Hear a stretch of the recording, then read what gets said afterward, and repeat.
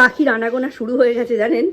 কালকে রেখেছি সবকটা, আর আজকে সকালবেলা 6:30 নাগাদ সূর্য এইখানটায় বসে বসে মোবাইলে ভিডিও দেখছিল। খানিকক্ষণ পরে দেখি দৌড়তে দৌড়তে ঘরে গেছে, মা আমায় পাখিতে তাড়া করেছে। কালকে রাতে এই স্নেক প্ল্যান্ট দুটো নিচ থেকে প্ল্যান্টিং করে এনে ওপরে রেখেছি। এখন আসার উদ্দেশ্য হলো এই সূর্য একটা কালকে ফর্ম পেয়েছে বসে আঁকো প্রতিযোগিতা, সেটা ফিল আপ করবো, তারপর ওর বাবাকে দিয়ে ওকে যুগলের কাছে পাঠাবো, যাতে যুগল একটা ছবি যেটা ও আঁকতে পারবে সেরকম একটা ছবি এঁকে দেয়। নইলে ও যদি এঁকে না দেয় আমি করিয়ে দেবো। আমার মাথাতেও বেশ কয়েকটা আইডিয়া আছে, কিন্তু অ্যাজ এ টিচার ওকে আগে সেই সুযোগটা দেওয়া উচিত বলে আমার মনে হয়। কি হলো ওপরে? কি আমি ভিজিয়ে দেবো পরে, এখন রাখো, কাজ করছি একটা, দাঁড়াও, কথা বলো না। ফর্ম ফিল আপের সময় না এত কথা বললে ভুলভাল হয়ে যায়। আসলে সৌর্যদীপ নামটা এতটাই আনকমন, নামটা বাংলা ইংরাজি দুটোতেই লিখে দিচ্ছি, কারণ ওনারা কি ইউজ করবেন আমি তো জানি না। আর নিজের নামের বানান না ভুলভাল দেখলে খুব খারাপ লাগে। এই ফার্স্ট সেকেন্ড থার্ড না হোক, একটা ইয়ে তো থাকবে, একটা সার্টিফিকেট তো পাবে, তো তাতেই নামটা ভুল থাকবেই বা কেন? 8 বছর অবধি ক বিভাগ এরকম কেউ করে? আঁকতে শেখেই লোকে 4.5 5 এরম সময়, মানে আঁকা কালারিং তো আগে শিখে যায়, তারপর 8 বছর অবধি, মানে 8 বছর 11 মাস একই বিভাগের মধ্যে দিলে নিচেরগুলো তো ডেলা পাকিয়ে যাবে। বাবাকে দিয়ে পাঠাই। আজকে এত কাজ, বসে বসে গান শুনছে জানেন, বললেই বলবে ছুটির দিন, কিছু বলা যাবে না। মোবাইল নাম্বারটা আমার দিই। মাছের কথা পরে, আগে যুগলের কাজটা মিটিয়ে এসো। তোমার ছেলেকে বলে দিচ্ছি, এই স্যারকে বলবি স্যার আমি কম্পিটিশনে কি আঁকবো একটু এঁকে দাও, আর রং লাগিয়ে দাও বন্ধুদের থেকে। ব্যাক টু জিনিয়া ব্লগসের নতুন একটা ব্লগে সকলকে অনেক অনেক ওয়েলকাম। ঘড়ির কাটায় এখন বাজে 9টা, এই এখনই আমি যুগলের কাছে ওকে পাঠিয়ে দিলাম। আঁকাটা যদি হাতে থাকে আমি এবেলা একবার ওবেলা একবার করে করে প্র্যাকটিস করিয়ে যতটা হজম করানোর হয় করিয়ে দিতে পারবো। এটাই এখন ট্রেন্ডিং ব্যাপার, যে সূর্য আবার ড্রয়িং কম্পিটিশনে বসছে। এর আগে একটা বসেছে, সেটা তাও আরও 1.5 বছর আগে, শুধু আঁকি বুকি কেটে হিজিবিজি কেটে চলে এসছে একটা পেপসি নিয়ে। তো যাই হোক, মজার খেলার জন্যই হোক, খেলার জন্যই হোক, যাক বসুক, একটা এক্সপিরিয়েন্স তো হবে। চালের অর্ডার দিয়ে আসবে, আর মাছে বাবা কিভাবে দৌড়োয়, পাগল একটা। বেশি মোবাইল দেখলে এরকমই হয়, ভয় পেয়ে গিয়ে কেঁদে দিয়েছে, লাগেনি, ঘাবড়ে গেছে। এটা যদি তুমি খুলতে চোখে মুখে বিঁধে যেত। তালকানার মতো হাঁটে, দিক বিদিক জ্ঞান শূন্য, পাগলা কুত্তায় তাড়া করে চড়ে। সকাল থেকে কাজ কিন্তু খুব বেশি এগোয়নি, তবে খুব যে পিছিয়ে আছি তাও নয়। এরা দুজনে বাজার থেকে প্রচুর মাছ নিয়ে এসেছে, আর তার সাথে বললো আজকে কেনা টিফিন খাবে। আমি কিন্তু অলরেডি লুচির ময়দা মেখে সেটা দিয়ে লেচি করে রেখেছি, আলু কেটে ফেলেছি, তারপর এখন গেল টিফিন আনতে। তবে মাছের থেকেও যেটা দেখে বেশি খুশি হয়েছি সেটা হচ্ছে গোটা মাছ এনেছে, সেই সঙ্গে তেল দেখতে গিয়ে দেখছি ওর মধ্যে একটা বড় ডিম রয়েছে। আজকে মুগের ডাল, ঝিঙে পোস্ত, মাছের ডিমের বড়া, আর তার সাথে সর্ষে পোস্ত দিয়ে মাছ, দারুণ মেনু। প্রচুর মাছ এসেছে, আর কতটা ডিম দেখেছো, প্রচুর মাছ প্রচুর ডিম। আমি এখন পরিষ্কার করে ধুতে পারবো না, ওই জন্য এগুলো জলে দিয়ে রেখেছি। এদিকে দরজাটা বন্ধ করে আমি একটু ওপরে যাবো। আর এই দেখো, সাদা আলু চচ্চড়ি করবো বলে আমি ভিজিয়ে রেখেছিলাম আলুগুলো, এটা একটা বড় কন্টেনারে দিতে হবে। আর এনারা কিনে খাবার নিয়ে চলে এসেছেন। ওকে তো সকালবেলা লুচি ভেজে দিয়েছি, তো তার জন্য না আমি রাত্রেই একদম তেল ফেল ঠিক করে রেখেছিলাম, ময়দা মেখে লেচি কেটে রেখেছিলাম, আর তার সাথে সাথে একটা আলু ফুলকপির তরকারি কাল রাতে করেছিলাম। তো সেই কারণে ওকে দিতে পারলাম, নইলে 8টার মধ্যেও আজকে বেরিয়ে গেছে, দিতেই পারতাম না।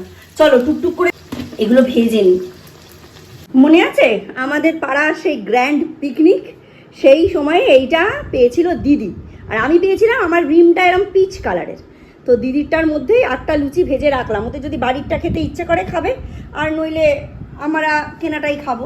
উপরে গিয়ে চার্জেও দিতে হবে, এক ফোঁটা চার্জ নেই, 17% না 18% চার্জ রয়েছে। ঘরটা গুছিয়ে তারপর যাব। পর্দার অবস্থা দেখেছেন? বাবা রে বাবা।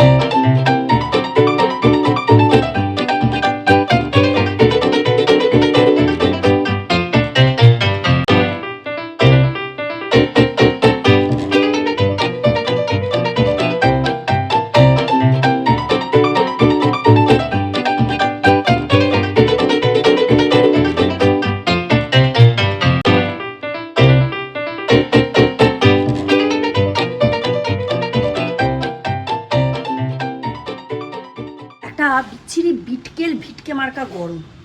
বারান্দাটা করে আমার নিজের যা মানসিক শান্তি হয়েছে সে তো দূরের কথা, সে তো ঠিকই আছে, কিন্তু এই যে আকাশের ওয়েদার, এই আকাশ দেখে খুব একটা এখানে এই বালিশপত্র দিয়ে না আপনি দেখেছো ঘরে লাইট চলছে, পুরো বাড়ির ভেতরটা অন্ধকার। এখানটা বালিশ দিলাম, বাট ছিটেফোঁটা বৃষ্টি আসলেই এগুলো বন্ধ করে দিতে হবে, নইলে কিন্তু বালিশও ভিজবে, আমও যাবে, ছালাও যাবে। আর এই পর্দাগুলো সমস্ত জায়গা মতো রেখে দিলাম, ওর বাবা যখন সময় পাবে টুকটুক টুকটুক করে সব লাগিয়ে ফেলবে। একসাথে লাগানো যায় না, জানো তো, এই পুরোনো দিনের সিস্টেম তো এরকম ঘাড়ে ফাড়ে ব্যথা হয়ে যায়, আর আজকে আমার এমনি ঘাড়ে টান লেগে রয়েছে। চলো একটু নিচে যাই, তার আগে চলো একটু ছাদ থেকে ঘুরে আসি। নিচে একবার রান্নাঘরে ঢুকে গেলে আর তো বেরোতে পারবো না, তোমাদের সাথে একবার ছাদটা ঘুরে আসি। দুটো মনে হলো জবা দেখলাম, দেখে আসি। গ্রিন নেটের এই দিকটা হাওয়ায় খুলে গেছে, কদিন ধরে ঝড় হচ্ছে না খুব, ওই ঝড়ে বারংবার খুলে যাচ্ছে।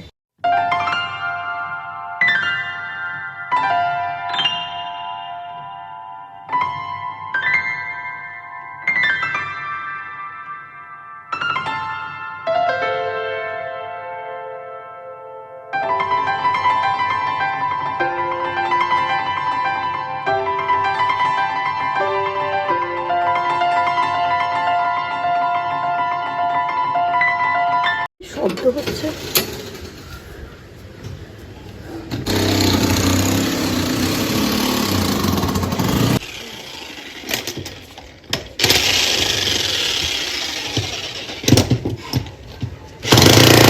না আমাদের রাস্তা হবে না, শুধু ওই চৌমাথার মোড় দিয়ে এপার থেকে ওপার। এ আবার কি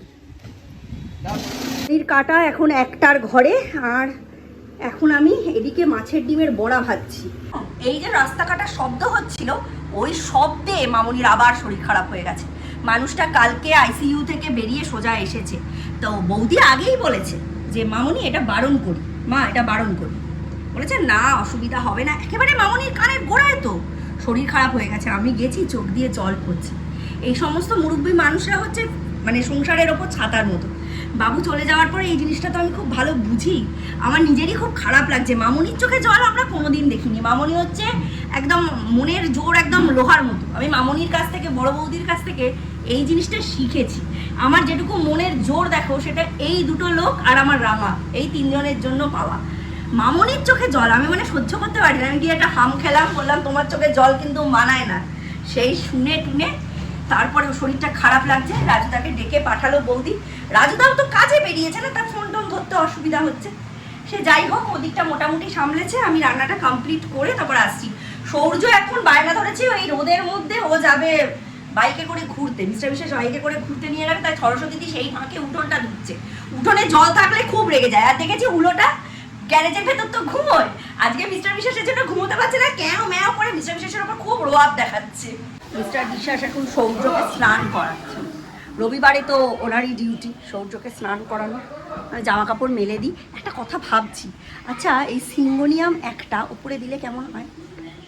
পিসি একটা খুব ভালো কচু গাছ আছে, বেহুলা কচু বলতো বাবু, ওই কচু গাছটা, এখন তো সব নানান রকম নাম, নর্মাল নামে তো কিছু বিক্রি হয় না। ওই যে ছোটোবেলায় আমরা পুটুস ফুল বলতাম, পুটুস ফুলের সাইন্টিফিক নেম আমরা বটানি ক্লাসে পড়েছিলাম ল্যান্টানা কামেরা, ল্যান্টানা কামেরা। সেদিন নার্সারি গিয়ে দেখি ওই পুটুস ফুলের গাছ বিক্রি হচ্ছে, আমরা ওগুলো ফুলকপি হিসাবে খেলনায় ইউজ করতাম, মানে পুটুস ফুল চেনো না, ওই জিনিস। হ্যাঁ, এই পিসির এই কচু গাছটা, এইটা যদি বাড়ে আমি ওখান থেকে একটা টিউবার নিয়ে এসে এখানে লাগাবো। চুলটা এরকম করে বেঁধেছি, হ্যাঁ ঝগড়ুটে মতো। যাই হোক, এইটা থেকে একটা গাঁট নিয়ে গিয়ে ওপরে দেবো, ওটাও বেশ ভালো লাগবে দেখতে। চলো জামা কাপড় কয়েকটা আছে মেলে দিই, এখন আর মেললে শুকোবে না, ওই মেশিনে কাছে তো ড্রাই করা, শুকিয়ে যেতেও পারে। এখানে আজকে মাকড়সার জাল হয়েছে, বাট ওই দিকটা হয়েছে, এই দিকটায় হয়, দেখেছো? এই রাখ, এইখানটা হচ্ছে। আর এদের করার জায়গাটা হচ্ছে এই জায়গাটার সাথে করে প্রত্যেক দিন। এইখান দিয়ে একদিন যাতায়াতের সময় মার চোখে মাকড়সার জাল লেগে গেছিলো, তারপরেই মার রেটিনার সমস্যাটা তৈরি হয়। এই ঘটনা আমি এই নিয়ে দুবার শুনলাম। মা আমাকে বলেছিল এইখান দিয়ে যখন যাবি তখন একটা ঝাঁটা বা লাঠি নিয়ে মুখের সামনে এরম করতে করতে যাবি, রাত্রির মধ্যে মাকড়সার জাল হয় তো, সেটা চোখে লেগে মার রেটিনাটা নষ্ট হয়ে গেছিলো। তারপরেই মা হঠাৎ করে একদিন ওই ঝুল ঝুল ঝুল ঝুল চোখের মধ্যে দেখতে আরম্ভ করলো। তারপরেই যখন গেল বললো রেটিনার সমস্যা, দিশা থেকে বললো আপনার একটা চোখে যখন হয়েছে আরেকটাতেও হবে, সেটাই হলো। আমার মায়ের বাবা মানে আমার দাদু, হ্যাঁ, উনি একবার আমবাগানের মধ্যে দিয়ে যাচ্ছিলেন, তো হঠাৎ করে মুখে ওই মাকড়সার জাল পেঁচিয়ে গেছিলো। গ্রামের মধ্যে বাড়ি তো, নদিয়া ডিস্ট্রিক্ট, এখন সনদদার আন্ডারেই ওটা পড়েছে, মাঝিপাড়া পলাশি ওখানে। তো পেঁচিয়ে যায়, তার এরকম করে ডলেছিল, হঠাৎ করে বলেছিল একটা মটর ডালের মতো জিনিস চোখ থেকে বেরিয়ে এলো, ওটা অ্যাকচুয়ালি রেটিনা। ওইটা কাপড়ে মুড়ে আমার দিদিমা কোথায় না কোথায় গেছে, তখন বিধান রায়ের আমল ছিল। উনি তো খুব বড় চিকিৎসক ছিলেন, উনি দূর থেকে দেখে নাড়ি দেখেই রোগ বলে দিতে পারতেন, আর ওনার কাছে সহজে যাওয়া আছে। বিধান রায়ের কাছে পর্যন্ত গেছে আমার দিদিমা, বললো এর কোনো ট্রিটমেন্ট নেই, এর কিচ্ছু করার নেই, রেটিনাটা পুরো বেরিয়ে এসছে, মানে এমন ডলেছে। ওই জন্য প্রথমেই কোনো কিছু হলেই হালকা করে জল দেবে, কোনো কিছু জড়িয়ে গেলে না চোখে ডলবে না। রাস্তা দেখে এ দিল সাদাই নীলো হে খামোশ বরসো হে তনহাই।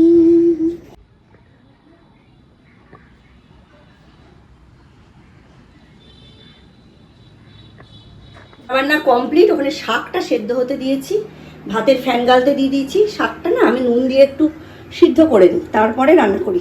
মিস্টার বিশ্বাস স্নানে চলে গেছেন, রবিবার ওনার দিকে পুজোর দায়িত্ব, আর এইবার আমি স্নানে ঢুকবো। তুমি খেলতে গেছিলে মাঠে?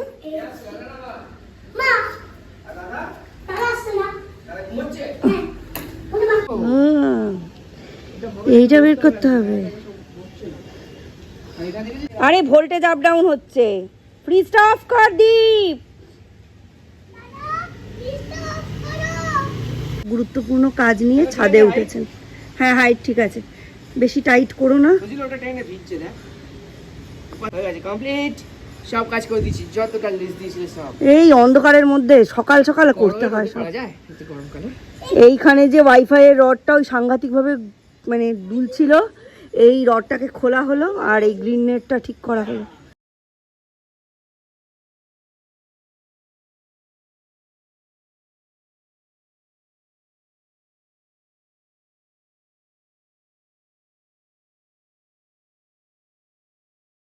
কালকে রাতে ব্লগটা আর এন্ড করা হয়নি, আজকের ব্লগটা এখানেই শেষ করলাম, আজকের না কালকের ব্লগটা এখানেই শেষ করছি। তো আজকের মতো এখানেই টাটা, বাই বাই।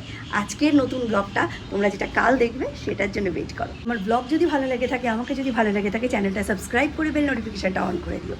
নতুন একটা ব্লগে তোমাদের সকলের সঙ্গে থাকবো, আমার লাইফস্টাইল নিয়ে, আমার জীবন নিয়ে, আমার সংগ্রাম নিয়ে। তো চলো দেখতে থাকো, tata, bye bye, good night.